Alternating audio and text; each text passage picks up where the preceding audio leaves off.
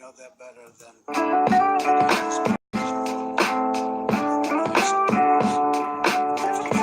Sorry, guys. Late. Last 100 years.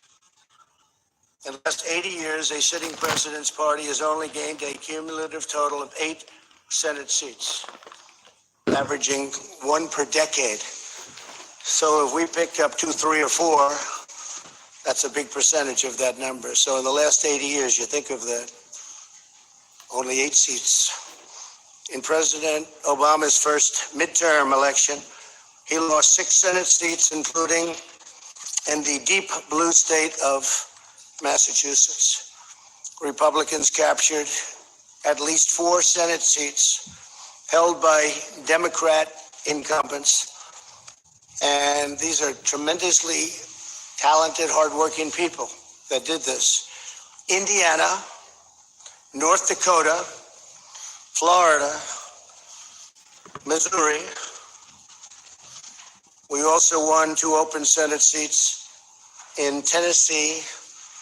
I want to congratulate our great champion who did such a great job in Tennessee, Marcia. And in Utah. And Arizona is looking very good, really very good.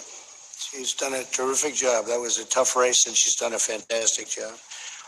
In each of these open seats, Democrats recruited very strong candidates with substantial fundraising and media support. We were getting bombarded with money on the other side. In the House, Republicans dramatically outperformed historical precedents and overcame a historic number of retirements. The most House Republican retirements in 88 years. 43 House Republicans retired. Now, I will say this, that in many cases they were chairmen of committees, and they left because they weren't chairman, because the Republicans have a rule for 6 years. And what that does is wonderful in one way. It lets people come through the system and become chairman. In another way, it drives people out, because when they're a chairman, they don't want to go and not be a chairman. You're the chairman of a committee and you're a big deal, and all of a sudden you're not doing that anymore. So they leave. We had a lot of them leave. It's, I guess you can flip a coin as to which system is better. The Democrats do the other. Some of their folks have been on those committees for a long time as chairman. In 2010, President Obama's first midterm, he lost 63 seats. By contrast, as of the most current count, looks like around 27 House seats or something, and we'll figure that out pretty soon. We also had a slew of historic wins in the governor's races. The governor's races were incredible, against very well-funded, talented, and skilled Democrat candidates and people that worked very, very hard, respectfully, for those candidates, like Oprah Winfrey, who I like. I don't know if she likes me anymore, but that's okay. She used to. But she worked very hard in Georgia, very, very hard. And if you look at them, with 4 governor's races crucial to 2020 and the presidential race, Florida, Iowa, Ohio, and Georgia, the big ones. Florida, Iowa, Ohio, and Georgia. Can't get much more important than that. They were incredible.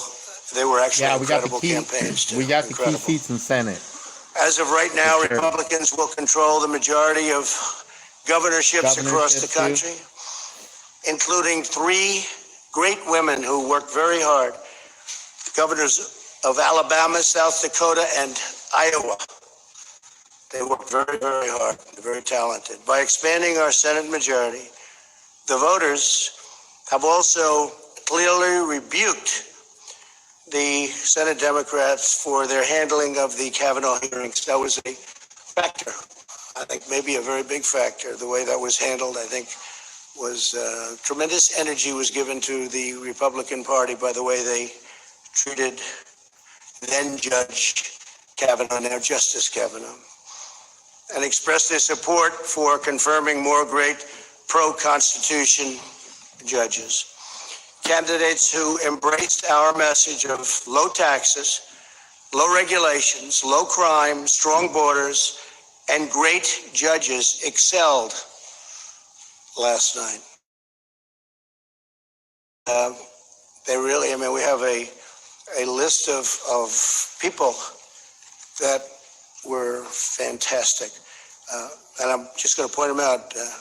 Mike Bost, Rodney Davis, Andy Barr was fantastic. I went to Kentucky. For the most part, I didn't campaign for the House, but I did actually make a special trip for Andy Barr because he was in a very tough race in Kentucky, and he won.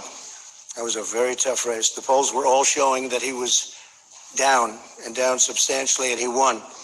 And that one I did do. Pete Stauber of Minnesota, great guy, he's new, and ran a fantastic race. On the other hand, you had some that decided to, let's stay away.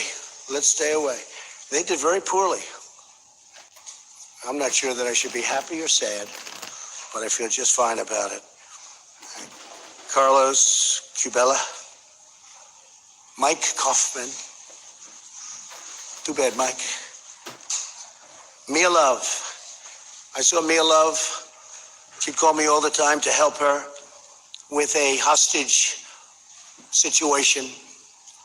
Being held hostage in Venezuela. But Mia Love gave me no love. And she lost. Too bad. Sorry about that, Mia. And Barbara Comstock was another one. I mean, I think she could have won that race, but she didn't want to have any embrace. For that, I don't blame her.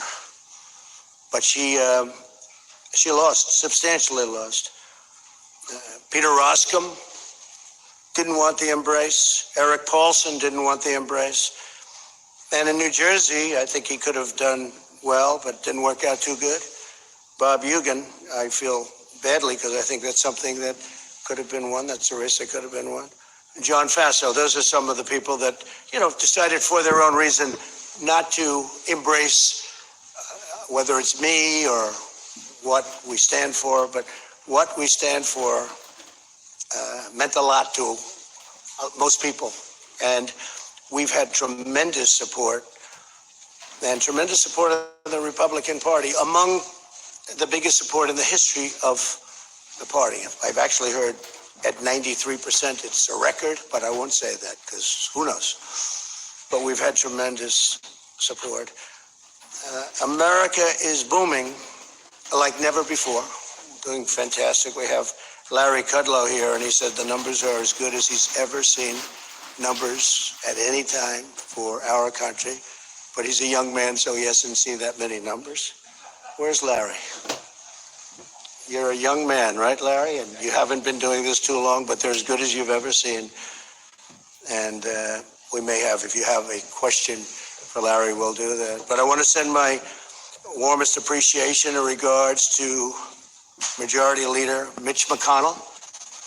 We really worked very well together. We have been working very well together. We actually have a great relationship. People just don't understand that, which is fine. And also to perhaps, looks like, I would think, Speaker Nancy Pelosi. Guys, we're going to be coming back. And I give her a lot of credit. She works very hard, and she's worked long and hard. I give her a great deal of credit for what she's done and what she's accomplished. Donald Trump. Hopefully we can all work together next year to continue delivering for the American people, including on economic growth.